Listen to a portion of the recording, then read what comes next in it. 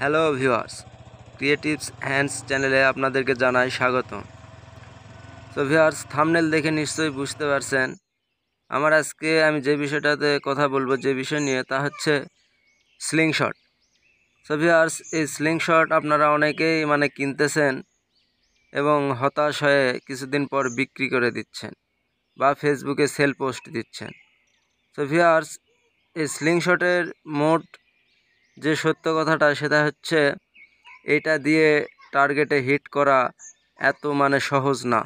ভিডিওতে আপনারা যেমন দেখেন, এমন আপনার স্কিল তৈরি করতে হলে আপনাকে এটার পিছনে অনেক সময় ব্যয়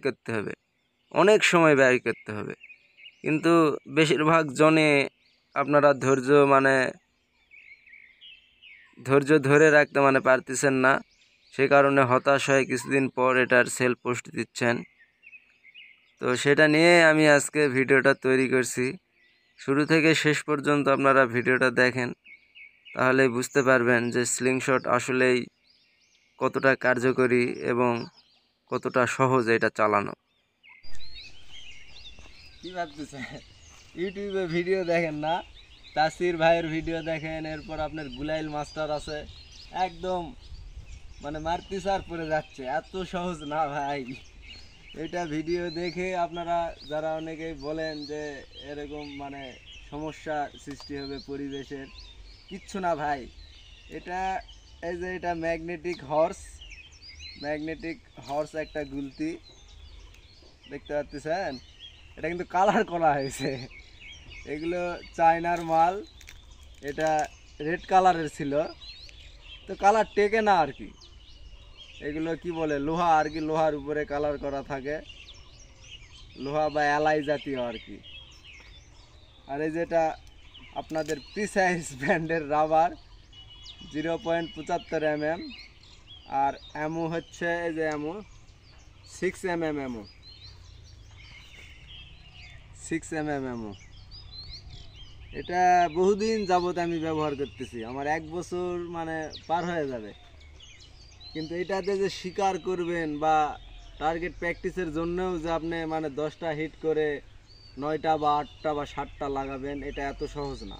আবার ভাই হ্যাঁ, এটা ঠিক আছে, এটা বলবো যে পারে সে এই ম্যাগনেটিক হর্স, ওই বাটারফ্লাই, তারপরে আরও কি বলেন, শুধু ওই যে তাসির ভাইয়ের হর্স আছে, গুলতির কিন্তু শেষ নাই। এত এত মডেলের গুলতি যে শেষ নাই। যে পারে এরকম 2টা লাঠি হইলেও পারে, আর যে পারে না সে কি বলবো, ওই 2500-3000 টাকা দামের গুলতি কিনলেও পারবে না। হিট করছি দেখলেনি তো, এখন পর্যন্ত একটাও টার্গেটে লাগাইতে পারি নাই। কিন্তু আমার এই যে আঙ্গুলের এইটা একদম এমন ব্যথা বা এমন এখানে আঘাত লাগছে যে হাত দেওয়া যাচ্ছে না। এই যেরকম করে ধরি, এই মারার পরে এইটাতে লাগে।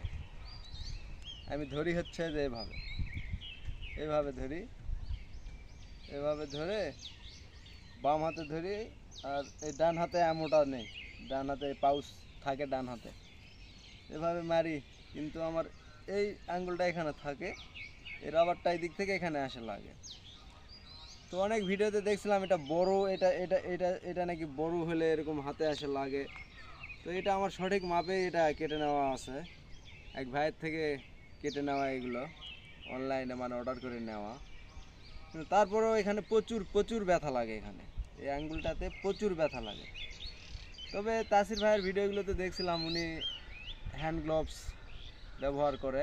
ও আরেকটা কথা বলি, সেটা হচ্ছে গুলাইল মাস্টার নামে একটা ইউটিউব চ্যানেল আছে, পাকিস্তানেরই, ওটাও এক ভাইয়ের। তো ওনার যে দেখছি আমি, আরে ভাই ওনার যা শট, আর ওদের দেশে তো শিকারের বৈধতা আছে। তো ওদের ওই যে গুলাইল মাস্টারের ভাইয়ের, ও গাছের ডাল দিয়ে বানায়। আর এই যে যে রাবার, আমরা প্রিসাইজ ব্যান্ড, জিজিকে ব্যান্ড, কত ব্যান্ডের যে রাবার আছে, তারপরে কি মুনসন না কি জানি, কিচ্ছু না ভাই। ফুটবলের ভিতরে যে ব্লাডার থাকে না, সে ব্লাডার দিয়ে রাবার বানায়। আর চামড়া দিয়েও নিজে হাতে এই পাউচটা তৈরি করে, এই পাউচ। আর ব্যবহার করে কি জানেন, মার্বেল ব্যবহার করে।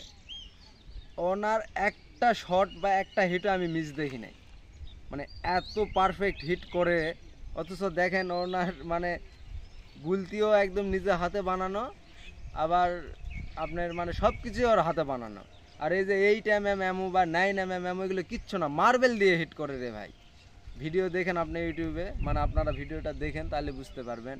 মানে এটার আমি যত ভিডিও দেখতেছি আর যত কথা, এই একটা জিনিস নিয়ে মানুষ দেখতেছি 100টা ভিডিও তৈরি করে ফেলছে, আরও মনে হয় আরও 200-300 করে ফেলবে, তো সমস্যা নাই।